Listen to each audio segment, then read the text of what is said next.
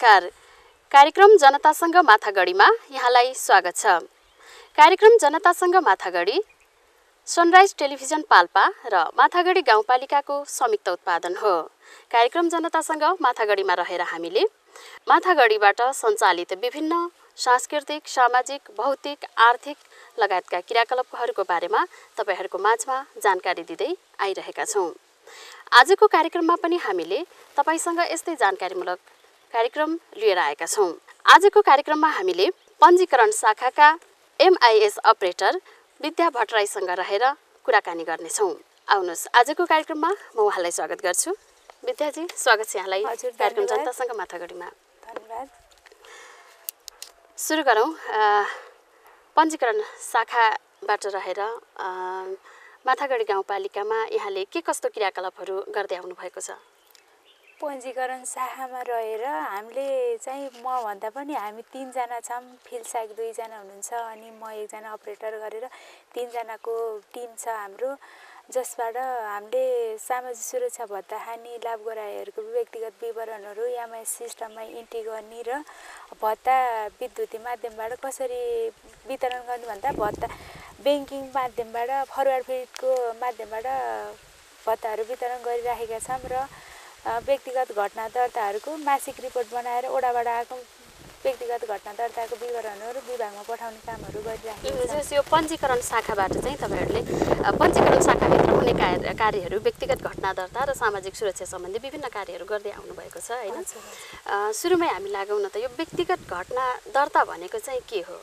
व्यक्तिगत घटना दर्ता भनेको मान्छे जन्म भइसकेपछि हुने जन्म, मृत्यु, बिहा, बसाइसराई जस्ता घटनाहरू घटिसकेपछि गर्नुपर्ने एउटा मान्छेले कागजातहरू लिनुपर्छ नि। जन्म भइसकेपछि जन्म सर्टिफिकेट लिने अनि तिनीहरूको दर्ता गर्नु। अब राष्ट्रको एउटा नागरिक भइसकेपछि एउटा पहिचानको लागि हामीले घटना दर्ता गरिन्छ। त्यस्तै जन्म भएर जन्म दर्ता गरिन्छ। कसै मृत्यु भयो भने मृत्यु दर्ता गरिन्छ र एक ठाउँबाट अर्को ठाउँमा बसाइसराएर जानु पर्यो भने बसाइसराई लगिन्छ। अनि बिहा भयो, बिहा भइसकेपछि बिहा दर्ता गर्नु पर्यो। अनि बिहा भइसकेपछि फेरि सम्बन्ध डिभोर्स भयो भने पनि सम्बन्ध विच्छेद गर्नु पर्दछ। त्यस्तै जन्म, मृत्यु, बसाइसराई हैन, सम्बन्धका कुराहरू चाहिँ व्यक्तिगत घटनाभित्र पर्दछ। यिनी आफ्नै पहिचानको लागि व्यक्तिगत घटनाहरू गर्ने गरिन्छ हैन? जस्तै यो व्यक्तिगत घटना दर्ता चाहिँ हुन त अलिकति हजुरले खोलिसक्नु भएको छ। अझै पनि हाम्रो दूरदराजमा रहेको भनौँ न हाम्रो सेवाग्राहीहरूलाई यो व्यक्तिगत घटना दर्ता किन आवश्यक, के को लागि गर्नु परेको भन्ने अझै पनि त्यो अन्योलताहरू रहेको छ नि। त्यसलाई हजुर एउटा पञ्जीकरण विभाग शाखामा काम गरेको नाताले कसरी चिर्नुहुन्छ, कसरी बुझाउनुहुन्छ उहाँहरूलाई? यो व्यक्तिगत घटना दर्ता भनिसकेपछि कि जन्म भइसकेपछि बालकको नामहरू राख्ने लगायत गरेर उसले पढाइको लागि हैन एउटा सर्टिफिकेट, बर्थ सर्टिफिकेट नभइकन, जन्म दर्ता नभइकन कुनै पनि कुरा अगाडि बढाउन सक्दैन। त्यो हुँदाखेरि हामीले समयमै बच्चा जन्मेको 35 दिनभित्रै नै हामीले जन्म दर्ता गरायौँ भने निःशुल्क गर्न पाइन्छ हैन। 35 दिन क्रस भइसकेपछि जरिवाना लाग्छ 200 का दरले। अहिलेको यो राष्ट्रिय परिचय पत्र तथा पञ्जीकरण नियमावली आइसकेपछि दस्तुरहरू पनि फेरबदल भइसकेका छन्। अनि त्यो हुँदाखेरि यो कुनै पनि कामहरू अब पढाइको सिलसिलामा हुन्छ, जागिर गर्ने हरेक कुराहरूमा नै आफ्नो व्यक्तिको पहिचान गर्नुपर्ने हुँदाखेरि त्यो समयमै व्यक्तिगत घटना दर्ता गर्नुपर्छ भन्ने मलाई लाग्छ। जस आफ्नो पहिचानको लागि आफू जुन ठाउँमा जन्मियो, हुर्क्यो, जुन देशमा आफू छ त्यो देशको एउटा नागरिक हो भनेर आफूलाई पहिचान गराउनको लागि र आफ्नो हक अधिकार स्थापित गर्नको लागि पनि व्यक्तिगत घटना दर्ता चाहिँ आवश्यक छ भन्नुभयो हैन? कस्तो देखिन्छ भने हिजो आज कस्तो छ त्यो सायद तपाईँले आफूले पनि भन्नुभयो होला, आफूले यो काम गरिराखेको अनुभवहरू सेयर गर्नु होला हैन? जस्तै अहिले पनि जस्तै नागरिकता बनाउने सवालमा हैन, विभिन्न विद्यालयहरू भर्ना गर्ने सवालमा कतिपय त्यस्तो जनसमुदाय, त्यस्तो नागरिकहरू आज पनि भेटिन्छ जसको जन्म दर्ता भइसकेको हुँदैन। त्यसले गर्दा चाहिँ विभिन्न कामहरूमा चाहिँ समस्या परिराखेको हुन्छ। पछिल्लो क्रममा तपाईँ यो माथागढीमा रहेर कार्य गर्दै गर्दाखेरि त्यो अवस्थाहरू कस्तो पाउनु भएको छ, कस्तो भेट्नु भएको छ? यो हाम्रो माथागढीमा त्यस्तो जन्म दर्तै नभएको व्यक्तिगत घटना दर्ताहरू, अरू त मृत्यु दर्ताको केसमा त अब त्यति नभनौँ, जन्म दर्ताको केसमा चाहिँ आजभोलि अब बच्चा जन्मिसकेपछि के स्वास्थ्य संस्थामा जन्मियो भने पनि अब भत्ता पाउँछन् नि अनि त्यसको लागि पनि समयमै जन्म दर्ता गर्ने अनि स्कुलहरू भर्ना हुँदादेखि भर्नाको क्रममा नि जन्म दर्ता माग्ने हुँदा नै समयमै जन्म दर्ता भएको देखिन्छ त्यस्तो एकदमै जन्म दर्ता घटना दर्ताहरू नभएको भन्ने छैन हैन त्यस्तो छ अनि जस जन्म दर्ता चाहिँ टाइममै हुन्छ अलिकति मृत्यु दर्ताहरू भनेको त्यो कुरा उठाउनु भयो हैन हजुर मृत्यु दर्ता चाहिँ समयमै दर्ता गराउनको लागि जनसमुदायबाट त्यति चासो नदेखाउनु समयमै दर्ता नहुनु यो कारण चाहिँ के होला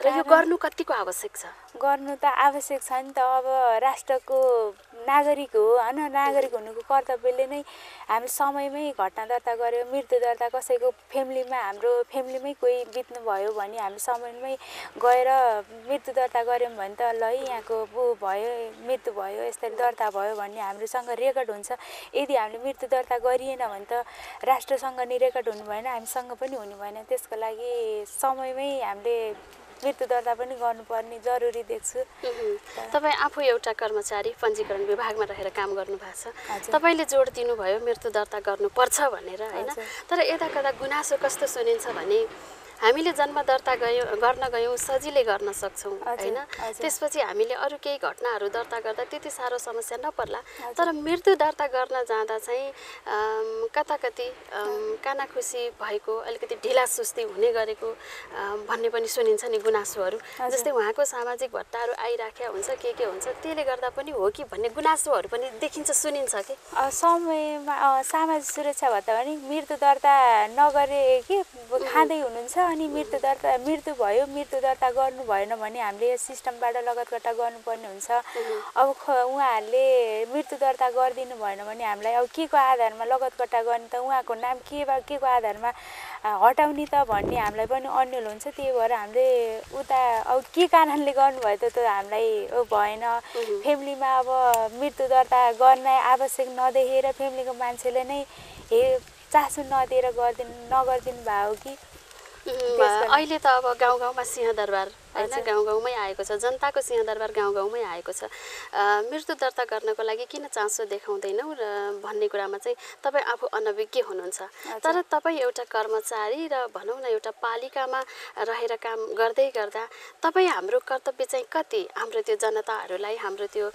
स्थानीयवासीहरूलाई हामीले चाहिँ यी घटनाहरू दर्ता गर्नुपर्छ है भनेर कुनै कार्यक्रमहरू गर्ने के गर्ने त्यसमा चाहिँ तपाई हाम्रो भूमिका चाहिँ कस्तो हुन्छ तपाई के देख्नुहुन्छ हाम्रो भूमिका चाहिँ अब गर्ने अब अलि जुन परिवार शिक्षित हुनुहुन्छ हैन उहाँहरूले त टाइममै गर्नुहुन्छ अब कसैलाई मरेको यता त्यता भनेर भनौं न मरिसक्यो के रे अब के गर्नु र भन्ने जस्तो टाइपले जस्तै उहाँको नाममा जग्गा जमिनहरू छ भने लाल पूर्जामा नामहरू हुन्छ त्यस्तो लागि यो भयो भने दर्ता गरेर प्रक्रियाहरू अगाडि बढाउने अब गर्ने कामहरू गर्नुहुन्छ के अब नभएको खण्डमा चाहिँ हुँदैन जस यिनै क्रियाकलापहरूलाई हामीले समयमै गर्नुपर्छ व्यक्तिगत के भन्छ घटना दर्ताभित्र पर्ने यी यावत कुराहरू जन्म मृत्युदेखि बसाइ सराइदेखि लिएर हरेक कुराहरू समयमै गर्नुपर्छ भनेर चाहिँ माठागढी गाउँपालिकाले आजसम्म त्यो जनचेतनामूलक कार्यक्रमहरू गरेको छ कि छैन अहिले चाहिँ त्यस्तो अब सूचनाहरू त गरिएको छ है अब प्रक्रिया त्यो अभिमुखीकरण कार्यक्रमहरू अब दर्ता शिविरहरू चल्दैछ अब समयमा जस्तै घटना दर्ताहरू गर्न छुटेको व्यक्तिहरूलाई दर्ता शिविरको माध्यमबाट व्यक्तिगत घटना दर्ता गराउनका लागि हामीले दर्ता शिविर गर्ने तयारीमा छौं अझैसम्म भइसकेको छैन तर तयारीमा छौं हाम्रो किनकि व्यक्तिगत घटना दर्ता पुरानो हस्तलिखित डाटाहरूलाई डिजिटाइजेसन हुने क्रममा छ भएर सकिसकेको अवस्था छैन त्यो सकिन साथ हामीले यो घटना दर्ता नगर्ने व्यक्तिहरूको घटना दर्ता गराउनको लागि दर्ता शिविर सञ्चालनको लागि एकदमै तयारीमा छौं जहाँसम्म त यो आर्थिक वर्ष भित्र नै सकिन्छ अनि सबै अब बाँकी भएको घटना दर्ताहरू हुन्छ भन्ने मलाई लाग्छ जस एउटा अनलाइन सिस्टम डिजिटलाइजेसन हुँदैछ भनेर भन्नुभयो हैन हजुर हिजोको दिनमा काम गर्न र आज यो अनलाइन सिस्टम हुँदै गर्दा सबै कामहरू कम्प्युटरमै हुँदै गर्दा चाहिँ जस्तै सेवाग्राहीलाई सेवा दिने क्रममा र आफूले काम गर्ने क्रममा चाहिँ कतिको फरक पाउनुहुन्छ जस्तै कतिको चुनौतीहरू छ कस्तो छ यस्तो छ चुनौती त भइ नै हाल्छ प्रविधिको आइसके अब पहिलाको जमाना भने हातले लेखेर हस्तलिखित दिने हो होइन डाटाहरू ढड्डामा लेखेर दिने हो दिँदाखेरि अब बाई मिस्टेक कहिलेकाहीँ मिस्टेक हुन त अनलाइनबाट दिँदा नि मिस्टेक त हुन्छ हुन त तर रुजु गरिन्छ दिइन्छ अब हामीले यहाँबाट गरेको घटना दर्ताहरू राष्ट्रमा अब सबैले माथि विभागबाट पनि हेर्ने सिस्टम छ त्यो हुँदाखेरि अब अनलाइनबाट दिँदाखेरि नेटहरू अब नेटको राम्रोसँग बिजुलीहरू यता लाइनहरूको आवश्यकता हुने अब त्यो हुँदाखेरि ढड्डामा लेखेर दिन भन्दा पनि अनलाइनबाट दिँदाखेरि धेरै सहज हुन्छ तर सहज भन्दा पनि अनलाइनबाट दिनको लागि हामीसँग नेटहरूको आवश्यकता हुन्छ नेटहरू भएन भने राम्रोसँग चलेन भने हामीलाई गाह्रो हुन्छ एकदमै सिस्टम पनि अलि चल्दैन त्यो हुँदा सेवा गराइलाई एकदमै टाइममा कहिलेकाहीँ सिस्टमहरू नचलेर पनि कुराउनु परेको अवस्था हुन्छ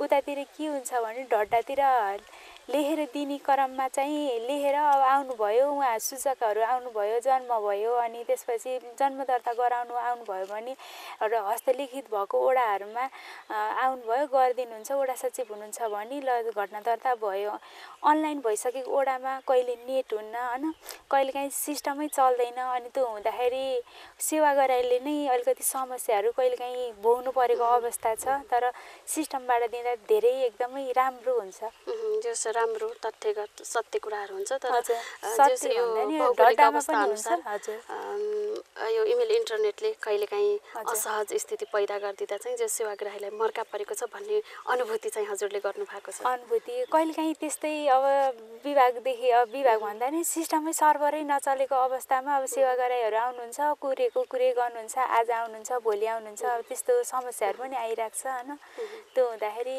एक त हामीले अनलाइनबाट दियौँ भने डकुमेन्टहरू जस्तै ढड्डामा पहिला जन्म दर्ताहरू त एकचोटि जारी भइसकेपछि के हामीले केरमेटहरू गर्न पाइँदैन अनि ढड्डामा हुँदाखेरि यस्तो दिएछ पछिबाट गरेर सच्याउन पाइयो ढड्डाहरूमा हातले लेख्दिन पनि मिल्ने अवस्था पाइयो भन्दा पनि मिल्ने अवस्था छ तर अनलाइनमा के भयो भने एउटा सिस्टम हुन्छ एउटा युजर आइडीबाट वडा सचिवकोबाट युजर आइडीबाट गएर अनि घटना दर्ता गरिन्छ त्यो भइसकेपछि मैले यसमा सच्याइदिन्छु र मैले अर्को लिन्छु भन्ने अवस्था हुन्न जहाँ कि वडा सचिवको अनुमति बिना त्यो अवस्थामा सेक्युर पनि हुन्छ अनलाइन भएपछि कहिलेकाहीँ अब समस्या त आइ नै हाल्छ प्रविधि भए पनि होइन इन्टरनेटहरू हुन्न कहिलेकाहीँ अब बिजुलीहरू गइरहेको अवस्था हुन्छ त्यस्तो अवस्थामा सेवा गराइलाई टाइममा हामीले सेवा दिन नसकेको पनि अवस्था हुनसक्छ जो प्रयासरत चाहिँ हुनुहुन्छ समयमै चाहिँ सेवा दिन सकौँ भन्ने होइन यो अनलाइन सिस्टमकै यो नयाँ प्रविधिको कुरा गर्दै गर्दा पछिल्लो क्रममा सामाजिक सुरक्षा भत्ताहरू पनि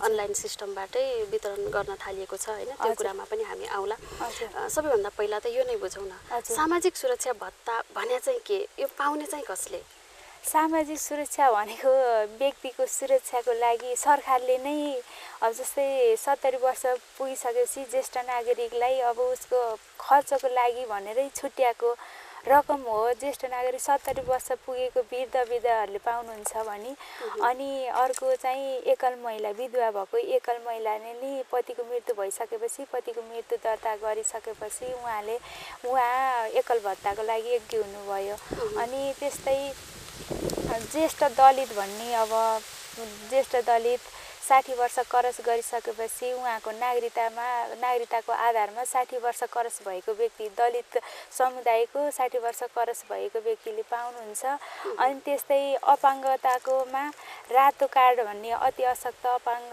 रातो कार्ड पाउने व्यक्तिले पाउनु भएको व्यक्तिले 3000 को दरले पाउनुहुन्छ भने नीलो कार्ड भएको व्यक्तिले पनि सामाजिक सुरक्षा भत्ता महिनाको 1600 को दरले पाउनुहुन्छ अनि त्यस्तै दलित समुदायमा बच्चा जन्मिसकेपछि जन्म दर्ता गरेको अर्को महिनादेखि नै महिनाको 400 को दरले भत्ता पाउने गर्नुहुन्छ यसरी सामाजिक सुरक्षा भत्ताहरू पाउनुहुन्छ अपाङ्गकै सवालमा गर्दा जस्तै क ख वर्ग छुट्याउनु भयो रातो के भन्नुभयो हिसाबले हेर्दाखेरि यो अपाङ्गको क्याटेगोरीहरू कसरी छुट्याएको छ कस्तो छ के छ जस्तै हुन्छ नि त भत्ता पाउनेहरूले ऊ भन्दा म सशक्त छु उसले यति खान्छ म यति खान्छु भन्ने गुनासोहरू हामी सुन्छौँ, त्यति बेला हामीले चित्त बुझ्ने जवाब दिन सक्दैनौँ। जसरी हजुरहरू यो शाखामा रहेर काम गर्नुहुन्छ, हजुरहरूले दिने जवाब एउटा के हुन्छ, तथ्यगत सत्यगत हुन्छ नि त। तसर्थ यसो अलिकति बुझाइदिनुहोस्। तथ्यगत भन्दा पनि हामीसँग कसरी छुट्याउनुहुन्छ, हामीले जवाब दिँदा कसरी दिने हैन? यसरी हो, अब उहाँलाई के गरे अपाङ्गको त पहिचान गर्ने त डाक्टरको सिफारिस अनुसार हुन्छ। अनि डाक्टरको सिफारिस अनुसार अनि हाम्रो यो छुट्टै के अपाङ्ग कार्ड वितरण गर्ने महिला बालबालिका तथा ज्येष्ठ नागरिक विभागको म्याडम हुनुहुन्छ, उहाँहरूले कार्ड जारी गर्नुहुन्छ। अनि कार्ड आइसकेपछि हामीले त्यो रातो र निलो कार्डको आधारमा नै हामीले सिस्टममा इन्ट्री गर्दाखेरि रातो कार्ड हो कि निलो कार्ड हो भन्ने पहिचान गरेर कार्डको आधारमै हामी सिस्टममा इन्ट्री गरिसकेपछि कति रकम उहाँले पाउनुहुन्छ भन्ने सिस्टमले नै तय गरिदिए हुन्छ। हामीले कार्डको आधारमा हेर्दा देखिनुभन्दा पनि जस्तै एउटा स्वास्थ्यको मापदण्ड अनुसार अर्थात् भनौँ न पहिचान गरिसके पछाडि उहाँको पहिचान कस्तो छ त्यो अनुसार डाक्टरको सिफारिस अनुसार नै अब कार्ड उहाँले पाउने गर्नुहुन्छ। अब उहाँले म यस्तो उहाँभन्दा म असक्षम हुँदाखेरि मैले यो कार्ड पाएँ भन्दा पनि अब डाक्टरले अब चेक जाँच गरिसकेपछि उहाँ डाक्टरको सिफारिस अनुसार कस्तो कार्डको लागि योग्य हुनुहुन्छ त भनेर डाक्टरले सिफारिस गरिदिनुहुन्छ। अनि उहाँले बल्ल मात्र कार्ड यस्तो वितरण गर्ने क्रममा तपाईँहरूलाई चाहिँ कतिको अप्ठ्यारो आइपर्छ? यी कुराहरू झेल्नु परेको छ कि छैन? कस्तो वितरण कार्ड वितरण गर्नु होइन, जस्तै उहाँले भन्दा सायद मैले अलि धेरै पाउनुपर्ने होइन र भन्ने जस्तो कुराहरू जसरी हामीले बाहिर सुन्छौँ नि, त्यसरी तपाईँहरूमा चाहिँ सेवा लिन आउँदाखेरि ती कुराहरू उठ्छ कि उठ्दैन? त्यो त उठ्न त कोहीले उठाउनुहुन्छ। पहिला यस्तो हुन्छ नि त, पहिला रातो कार्ड पाइराख्नु भएको थियो, 3000को दरले भत्ता खाइरहनु भएको थियो। अनि पछि फेरि गाउँपालिकाले कार्डहरू अत्यावधिक गर्ने क्रममा उहाँको अब डाक्टरले सिफारिस गर्दा रातोबाट निलो कार्डमा झर्यो भनिसकेपछि अवस्थाहरू सुधार हुँदै गइसकेपछि उहाँको कार्डहरू परिवर्तन हुन्छ।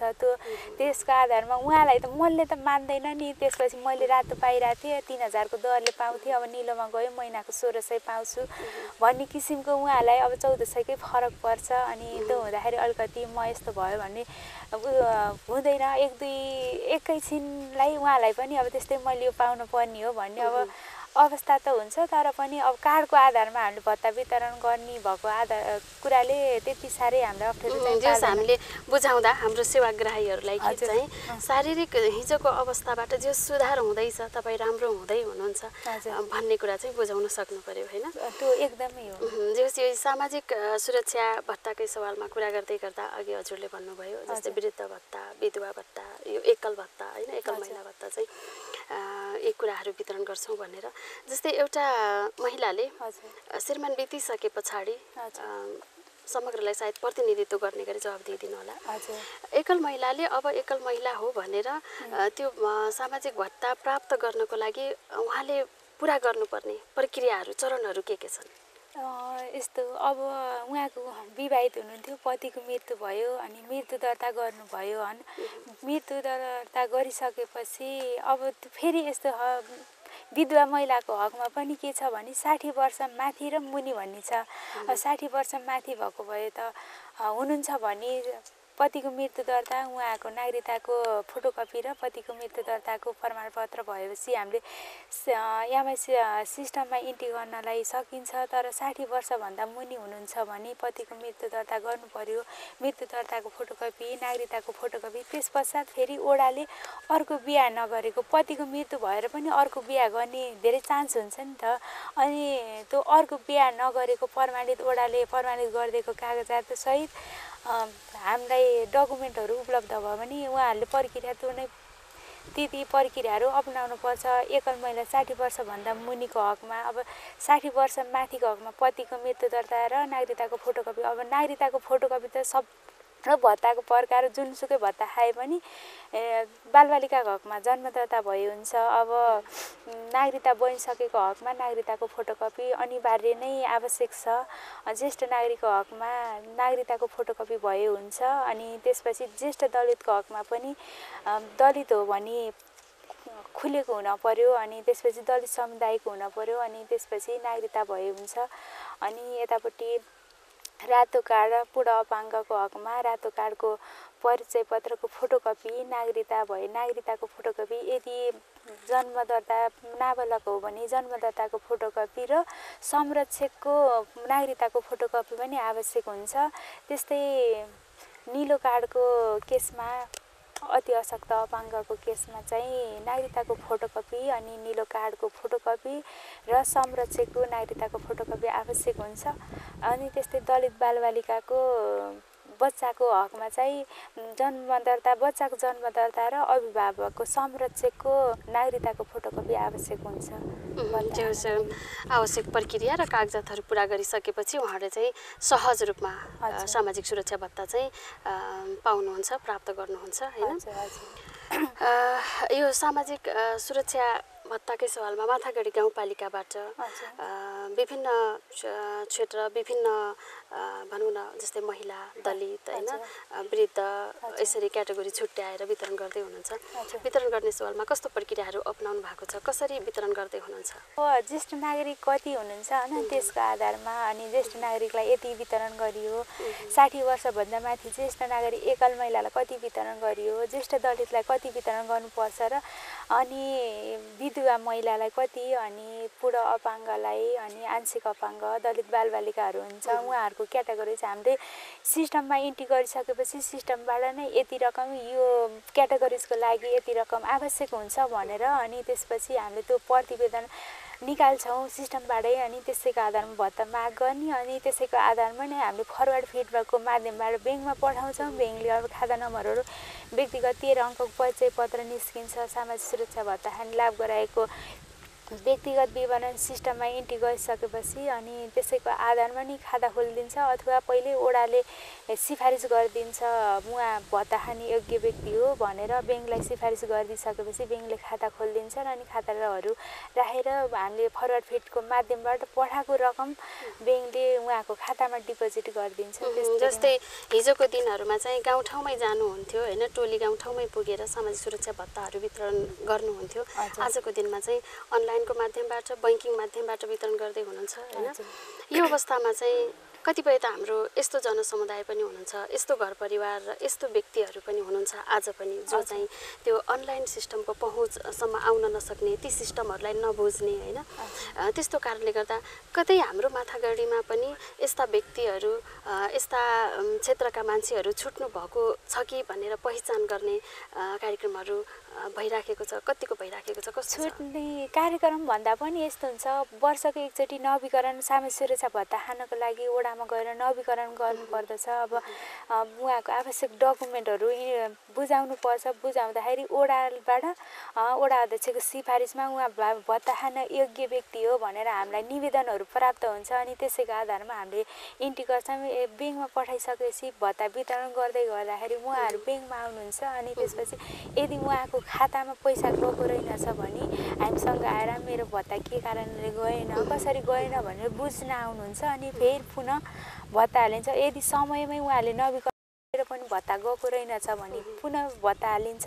यदि उहाँले नवीकरण नै गर्नुभएको रहेनछ भने त्यही मिति राखेर निवेदन कलेक्सन गरिन्छ, सङ्कलन गरिन्छ अनि त्यसपछि अर्को मिति लागू हुने, अर्को महिनादेखि लागू हुने गरी हामीले भत्ता उहाँको खातामा हालिदिएका हुन्छौँ। त्यसरी अब छुट्ने भन्दा पनि यो भत्ताको क्रममा कोही अब ज्येष्ठ नागरिक हुनुहुन्छ, भत्ता खाने योग्य व्यक्ति हुनुहुन्छ, मानव जो कोही ज्येष्ठ नागरिक नभइकन यहाँ हुनु भएन, बाहिर हुनुभयो अनि डकुमेन्टहरू पुगेन भने उहाँ भत्ता खानको लागि योग्य हुनु भएन, सिस्टममा नाम भएन भने भत्ता खानबाट छुट हुन्छ अनि डकुमेन्टहरू आउँछ पछिबाट। त्यसरी भत्ता खानेको लागि अब कहिलेकाहीँ अब त्यस्तै एकदमै डकुमेन्ट पुगेन भयो भने हो, नाइ भने भत्ता खानको लागि छुट भयो भन्ने त छैन। समयमै भन्नाले प्रक्रियाहरू पुरा गरेर यो सामाजिक सुरक्षा भत्ताको चाहिँ सदुपयोग गर्नुभएको छ, उहाँहरूले उपभोग गर्नुभएको छ हैन। अन्त्यतिर पनि छौँ सायद हैन। अन्तिममा तपाईँ एउटा माथागढी गाउँपालिकामा रहेर काम गरिराख्नु भएको छ। माथागढी गाउँपालिकाको जति पनि जनताहरूले हेर्दै हुनुहुन्छ उहाँहरूको लागि तपाईँ प्रिय मान्छे हुनुहुन्छ, उहाँहरूको नजिकको मान्छे हुनुहुन्छ। यसर्थ पनि पञ्जीकरण शाखाबाट तपाईँले दिँदै गरेको सेवाहरू र सेवाग्राहीलाई के भन्नुहुन्छ अन्तिममा? मैले दिँदै गरेको सेवाहरू भन्दा नि सेवा गरेरलाई समयमै घटना दर्ता गरौँ होइन 35 दिनभित्रै जरिवाना रहित समयमै घटना दर्ता गरौँ र भत्ता खान योग्य हुनुहुन्छ भने समयमै निवेदन दिनुहोला वडा कार्यालयमा दिनुहोला भत्ताहरू खानको लागि त्यो जुन सेवा सुविधाहरू पाइन्छ नि त्यो सेवा सुविधाहरूबाट वञ्चित नहुनुहोला भन्न चाहन्छु म। हुन्छ, हाम्रो लागि समय उपलब्ध गराइदिनु भयो, धेरै धेरै धन्यवाद। हस्, धन्यवाद। आजको कार्यक्रम जनतासँग माथागढीमा रहेर हामीले पञ्जीकरण शाखाको MIS अपरेटर विद्या भट्टराईसँग रहेर कुराकानी गऱ्यौँ। आजको कार्यक्रम तपाईँलाई कस्तो लाग्यो? जस्तो लाग्छ त्यस्तै सल्लाह सुझाव र प्रतिक्रियाहरू दिन नभुल्नुहोला। यो कार्यक्रम तपाईँको आफ्नै कार्यक्रम हो। यिनै कुराहरू राख्दै हामी समग्र टिमलाई कार्यक्रम जनतासँग माथागढीबाट बिदा दिनुहोस्। नमस्कार।